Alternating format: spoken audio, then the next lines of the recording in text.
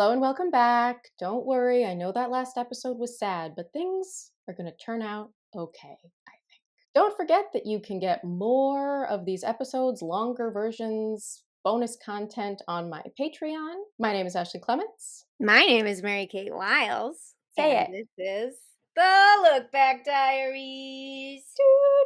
Woohoo, yeah. Looking back, love to look back. Looking on back right now. Ooh, that was a real treat. Thank you. Thank you. You're welcome. Very happy to have you back. So excited to be back after so long.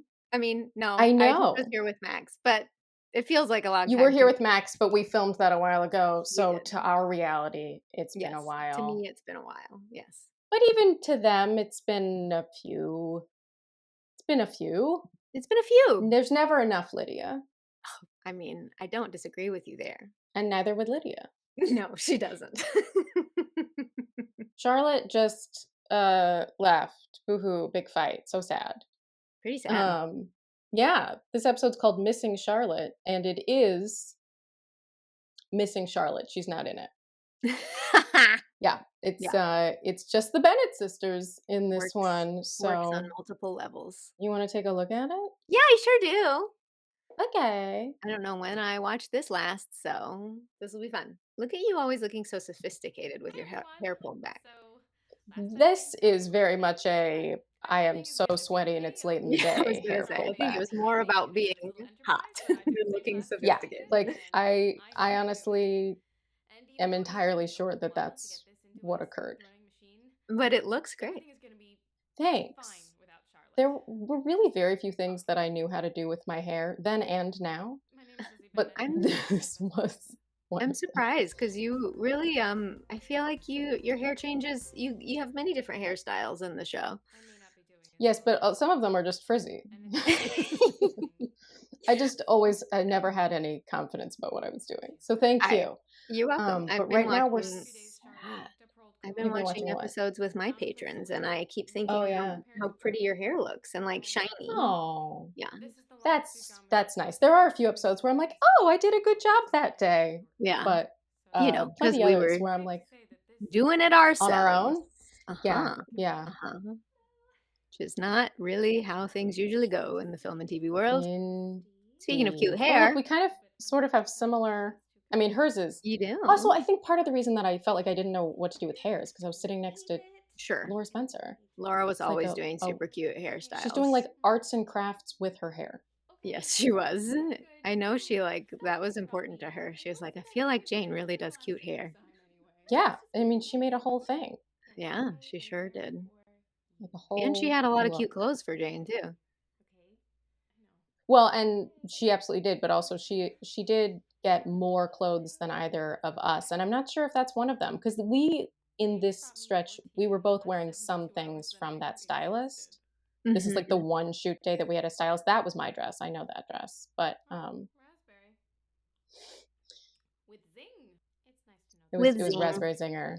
It was Raspberry Zinger. Get it? Get it? Haha.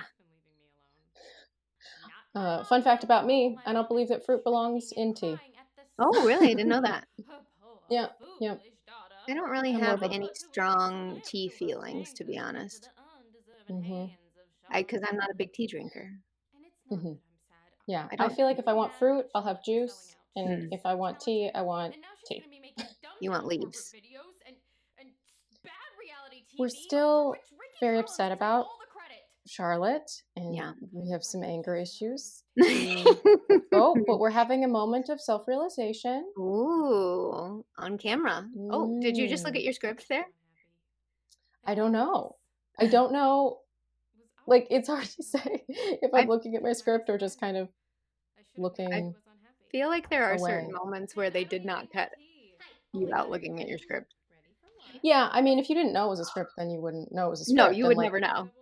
The person editing didn't know, so. You can tell how hot it is by my bangs sticking to my head. Well, you should have clipped it all back like me. And show off this forehead. But this is so cute. Oh yeah, I forgot. You're applying to be my sidekick. because I lost my best friend. It's a real cute moment. But yeah, it is so funny that like, I mean, not that she could have done a whole lot, but everyone was like, everyone but me at this point was having Heather do their makeup, and everyone's makeup looks great. But she was very much like, oh, I don't do hair. Like I'm just a makeup artist. And but I don't know what she could have done about the fact that we were all very damp. We were so damp. Yeah, Kate Rorick reminded me, who also wrote this episode, reminded me that at some points I was sitting on ice packs, which I forgot. I was about to say that. We had ice packs. Look how cute we are.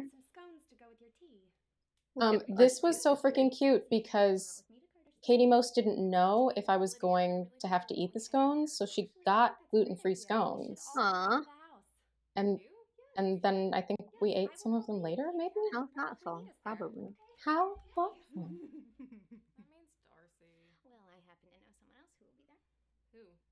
But I love this whole like mission to cheer up Lizzie. Oh right, you're a sneaky sneak who logged into my password stuff. How do you know that he sent me an email? I may or may not know your password. I mean, you shouldn't have told me. No, I shouldn't. This is how you lose access. No, you shouldn't log into other people's emails. Yeah, don't do that. I'll figure it out again. We're just so cute. Like we're so cute. My take is like, wow, we're so cute. We're a cute little, I mean, no wonder everybody fell in love with us. I mean, like, can you blame them? Look what cute little sisters we are. Not everybody fell in love with us. Some people did. And that's important. It was so fun. When you say that, that's something that I don't think I ever mentioned, because also those comments are like way buried. But I do remember that when the show first launched, some of the first comments were, because Lizzie was like, my mom's obsessed with me getting married, blah, blah, blah. There were people who were like, I'm Mary Elizabeth.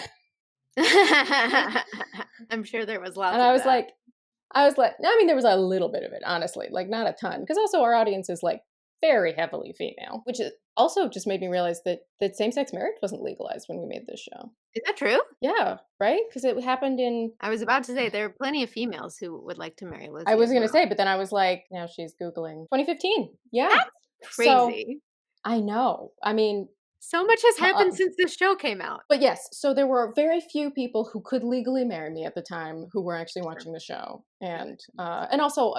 wanting to marry Lizzie Bennet is very different than wanting to marry me. I come with very different baggage. Oh, you mean you're not Lizzie? No, that can't be right. Well, frankly, my clothes tell a different story.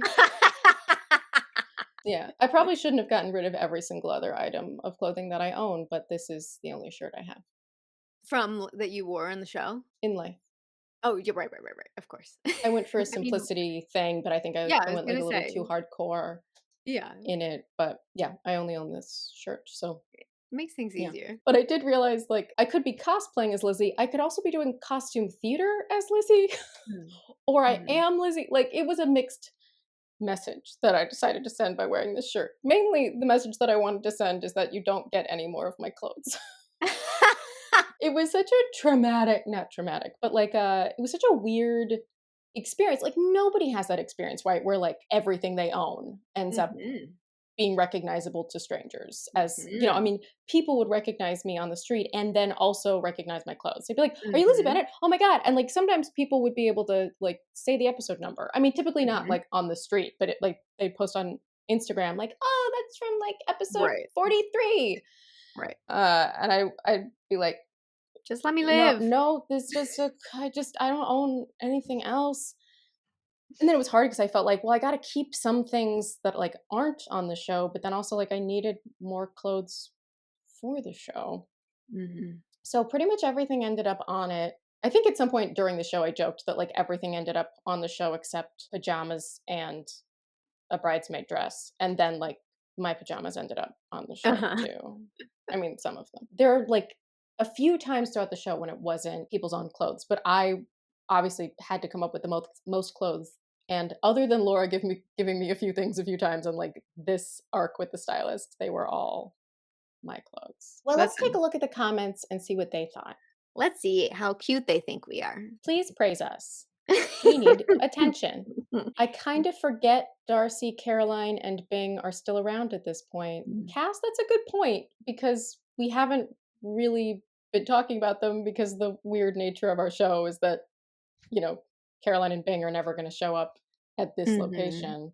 And so, and we're dealing with the Collins arc, or we've just finished dealing with the Collins arc. So, oh, wait, I'm wrong. What? That was definitely Laura's dress, because this is the next day. This is the beginning. This is the first episode of the Wickham Day, which makes it the hottest. This was a different day. Yeah, this is the hottest of all of the shoot days because we filmed this in August.